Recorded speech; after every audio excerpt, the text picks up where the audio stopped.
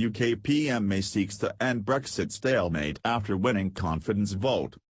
Prime Minister Theresa May won a confidence vote in the British Parliament on Wednesday and then appealed to lawmakers from across the political divide to come together to try to break the impasse on a Brexit divorce agreement.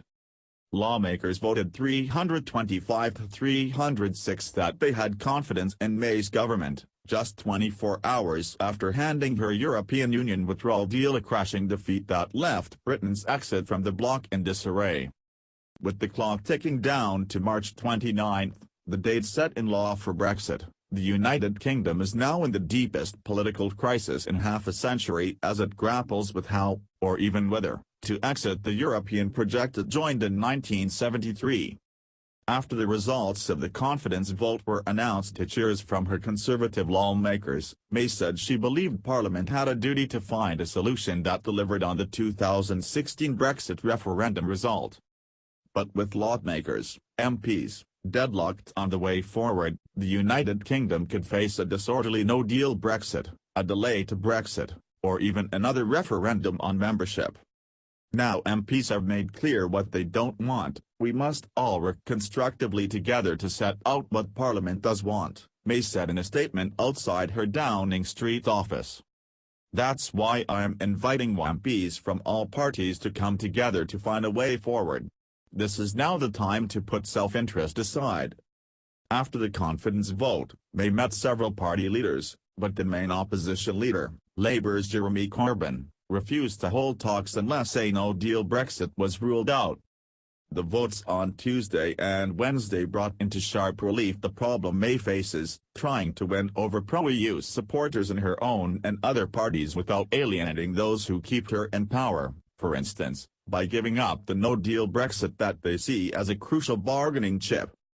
Hardline Conservative Brexit supporters, who last month made an unsuccessful attempt to oust her as leader, and the Northern Irish party that props up her minority government will not countenance a deal that keeps close ties with the EU. The confidence and supply arrangement, to support May, of course is built upon delivering Brexit on the basis of our shared priorities, said Nigel Dodds, deputy leader of the Democratic Unionist Party. No deal, no talks. However, Corbyn said no positive talks were possible unless a no-deal Brexit was taken off the table. His party wants a permanent customs union with the EU, a close relationship with its single market and greater protections for workers and consumers. May's spokesman said she was not ruling out a no-deal option and that it was government policy to be outside an EU customs union. Critics said this meant May was not budging from the deal that had alienated all sides in Parliament. Other opposition parties wrote to Corbyn after the confidence vote to demand he now back a second referendum, which Labour has agreed should be considered if it cannot force an election.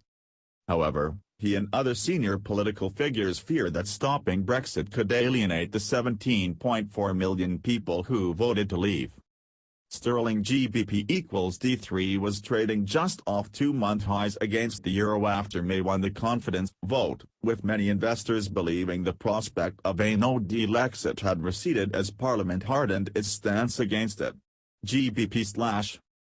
Companies warned of catastrophic job losses and chaos at ports if there was no deal. Trade with the EU would then default to basic World Trade Organization rules, which many argue would disrupt innumerable manufacturing supply chains relying on rapid, friction-free trade. Ever since Britain voted by 50–48% to leave the EU in June 2016, the political class has been debating how to leave the European project forged by France and Germany after the devastation of World War II. No more games.